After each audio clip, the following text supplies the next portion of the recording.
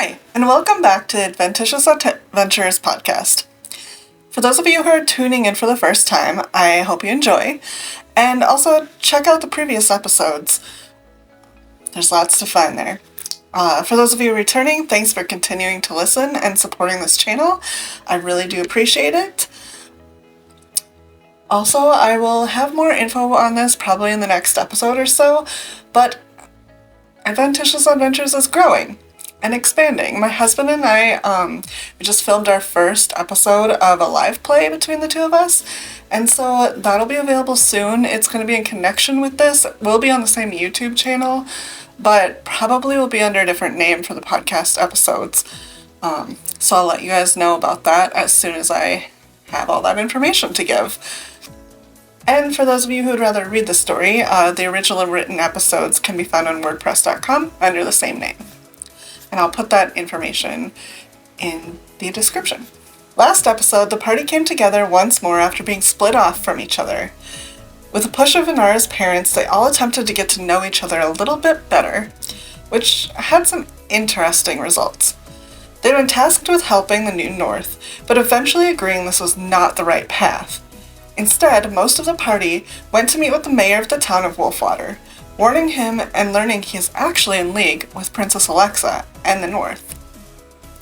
Malvis, however, still seeming to be not quite himself, had gone off to find a place to think, and Inara eventually followed him, worried about what's going on.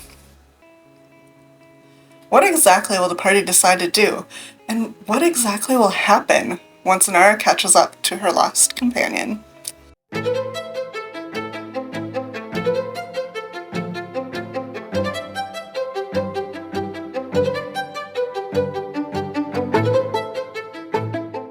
The episode begins with the party having been split throughout the city of Wolfwater. While Mitram, Saren, and Chop had gone to talk to the mayor, Inara had gone searching for Malvis. After being stopped briefly by her father, she eventually finds him seated under a tree, with his vessel in front of him. However, he is in a state she has never seen before, with tears in his eyes and repeating that he does not want to do it.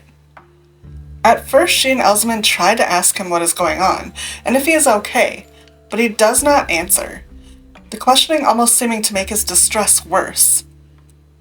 Worried and unsure what else to do, Inara wraps her arms around him as he continues to repeat himself. About this time, the rest of the party finds them, surprised and taken aback at the scene. They ask what is happening, but since Malvis is still not saying more than what he has, no one is really sure.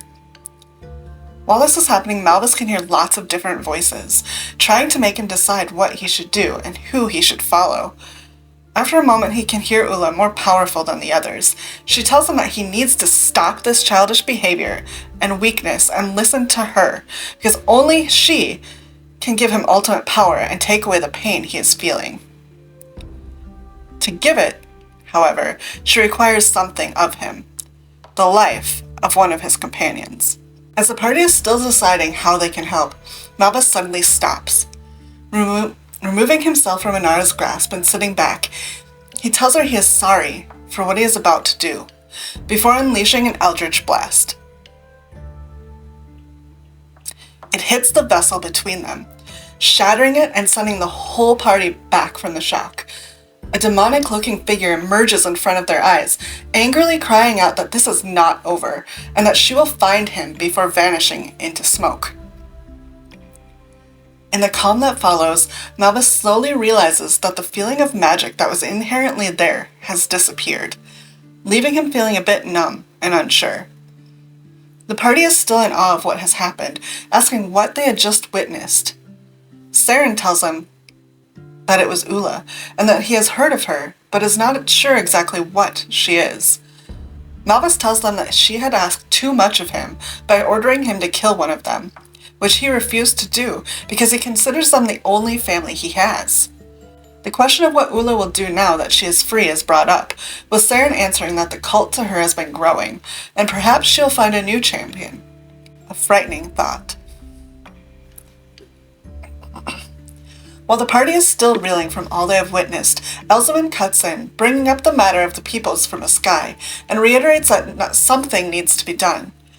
His words get different responses, among them a lack of trust for him based on what they had heard about where he comes from. Inara pushes back that what he says is true, and they should believe because of his connection to Persephone.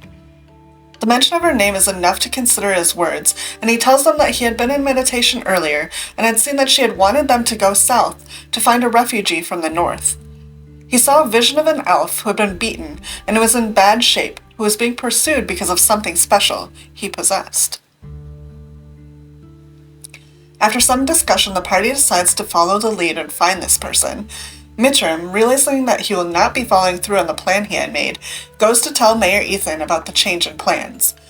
While the mayor is surprised, he understands the need to investigate this potential bigger threat and assures Mithrim that he'll be here keeping on guard and working on gaining support. When he returns to the party, they load up the wagon Elzaman and Anya had brought before heading out.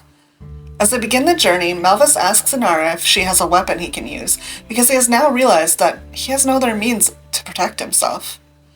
She agrees and gives him her short sword as they leave Wolfwater behind. After traveling for a little while, the party comes across a small camp of other travelers, mostly families with women and children. One of the men approaches and tells them that there are men up the road who have barred the way and are demanding a toll for going through. The man asks if they can spare any coin, because they are not able to pay what the men are asking. After some discussion, the party convinces the small group to instead come with them, while they confront the men demanding this toll. Once they arrive at the location, they are stopped, but notice that the men, while trying to look official, are obviously not there in any official capacity. The men order the party to pay their price of 20 gold, but Saren tries to intimidate them into paying them for protecting them instead. However, this does not work.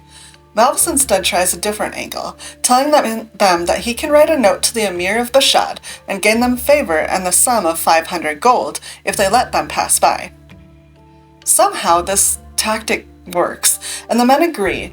However, they request that one of the men check the note to make sure it says what he is claiming. Malvis agrees, but lets them know that it must be an infernal because that is the only language the Emir knows. The men agree, stating that they have a man who knows the language, before talking to each other in Broken Goblin, as Malvis writes. As soon as the note is finished, Malvis passes it off to the men. One of the men reads through it, before saying that it is legitimate and letting them pass through. As the party rides away, the men burst out in laughter at what they had believed to be a great fortune. However, Malvis tells the rest of the party that the Emir would never give them that money, or even take them seriously, because he hates Malvis for having tried to seduce his wife. With that, the party continues on their journey. As the day fades into the next, they start to see a town in the distance. However, they are stopped by a grisly sight. A wooden pole has been erected, and upon it is a body, burned almost beyond recognition. Making some assumptions, the party continues, eventually passing through the town. Farmers on the side of the road watch them suspiciously, and they eventually stop and ask what was meant by the body on the pole. One of the farmers answers, saying that it was an evil wizard who was causing problems in the village and killing children. Skeptical of what they are saying, Saren casts Zone of Truth to see if their story says the same, but they are aware of what he is doing and do not say much. Just then, an elderly woman comes, seeming to not notice or care about the spell, and asks the party about their concerns.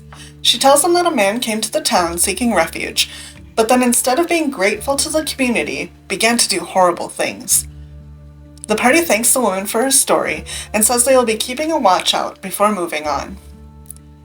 They travel for a while longer, eventually running across an elderly man, being followed by two younger men. Nothing seems that strange about the men as they greet them in different ways, other than that they are comically following each other in a single file line. The time seems to slip by as the party continues on their journey. As night approaches, a few nights later, they begin to see flickers of light from the woods up the road. Suddenly, Inara finds herself unable to speak and move, paralyzed. As Chop tries to turn her after falling, the effect seems to fade. Unsure of what happened, the party heads towards the lights they had been seeing, eventually coming across a small campfire. Listening to the voices around the fire, they realize it is a bunch of teenage boys who are attempting to do magic with a staff they'd taken from one of their fathers. The party reveals themselves, telling off the boys and taking the staff. Before they leave, Malvis gives one of the boys advice that this is not how to impress girls, before warning them all to not mess with Inara again. As the boys leave, the party gives them one more warning, by Saren casting blindness before leaving themselves and heading back to the wagon. As the party continues, slowly getting closer to their destination, they come across a large river.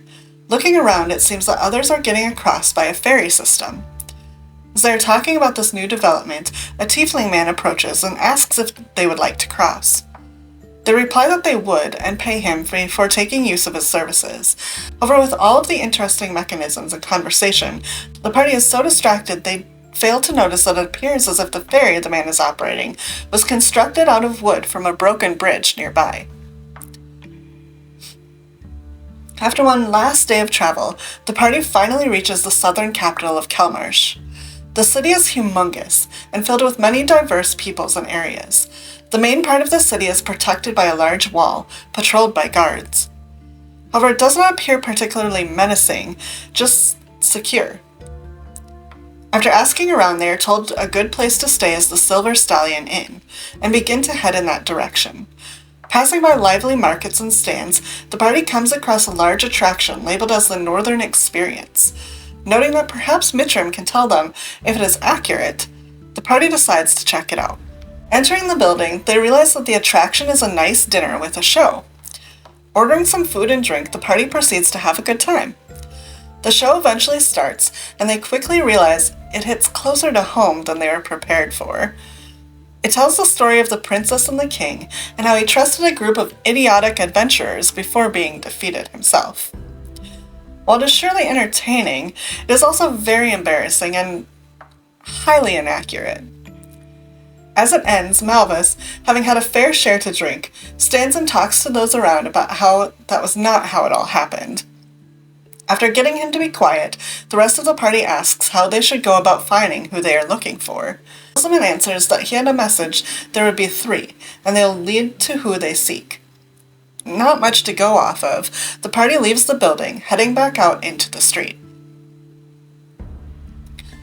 Outside, there seems to be a lot of commotion. However, above the noise, they are able to hear a bell ringing and head in that direction, eventually coming across the familiar face of Radcliffe Harry. He greets Malvis, noticing that something is different, before introducing himself to the rest of the party. When he hears Mitram's name, he seems to be excited, telling them that a girl appeared to him and his companions from the future. She said that the world was not good where she had come from, which is why she was there, and that they need to find Mitram and Chop. Surprised, the party ends up following Radcliffe to a large abandoned building. Inside, they are introduced to the rest of his companions, a man and a woman. Before a third figure stands, an elvish man who looks like he has been through hell and back. He introduces himself as Sai and says that he and his party had been on a job, a heist, that promised to have a large payout. In the end, things did not go as planned, and they barely got out with the prize in question. As he finishes, he reveals to them the form of a young, baby dragon. I had forgotten how much actually happened in that episode. It was a lot. And I have some little tidbits from it that I think are kind of funny or interesting, I guess you'd say. So at the beginning you have Malvis, who has this almost crisis of faith going on, and he renounces basically Ula, which is not going to go well. I'll just tell you that. Spoiler alert, but that's not going to be a good thing. It's a good thing for him. Let's be clear. But not a good thing overall for everyone else, which you'll see as it plays out. And when we had that going on, that little bit of tidbit behind the scenes of that, I fully went into that experience, because my character is Inara, expecting that I was gonna die. I was like, well, okay, I'm making this decision, don't know what's gonna happen. You know, it's either gonna be this doesn't actually happen, or I straight up get killed by him, and it's this catalyst for, you know, maybe him changing himself. So I was just like, okay, resigned, let's just see what happens. And it played out that way as the first way, where, you know, I didn't actually die, things were good, he made a better choice. And then, you know, I think from there, it'll be interesting getting to the next parts of this. I'd like really the things that happen in the next few episodes. I know I've said that about other things before, but this one's kind of fun and interesting, with this little cargo that they now have. I also think that this episode was good. It helped us, you know, develop people. It also gave you a little bit of a idea of some of the things that maybe happened to Malvis before, just how he reacted to things, and then the little things that he said, which may or may not, spoiler also alert, but may or may not actually be true reality, or a, you know, exaggerated version of reality about what he did in his homeland. But then you have this ending with these people who have this, you know, little dragon who has this very big plot of what's going to be happening. And other little behind the scene things. So we played a one-shot because someone was gone, I think. We used to do that sometimes if so many people were gone, then we were just like, okay, let's play one-shots until they return instead of continuing our campaign. So one of our one-shots was that we had to go on this heist to steal this expensive, very valuable possession from this really rich guy. And it did not go well. I'm pretty sure that maybe one of the characters who was Sai might have been the only one that lived, or maybe there's only a couple, but it was not it did not go well. So it's interesting that then, though, it fed into, you know, our actual campaign, which was kind of fun.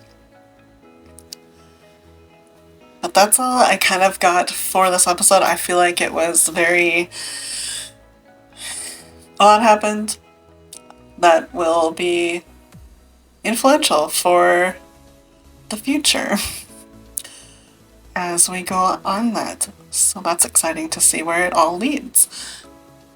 Next time, the party will, you know, actually see more of what they're offering and what they want them to do. And you'll see, you know, how Malvis starts to cope with not having any powers. And the party goes on this adventure kind of to figure out more about this baby dragon and get help for what's happening around them. So that's an exciting thing of where we're going. But that is all that I have for today. Until next time, roll well, and I will see you then.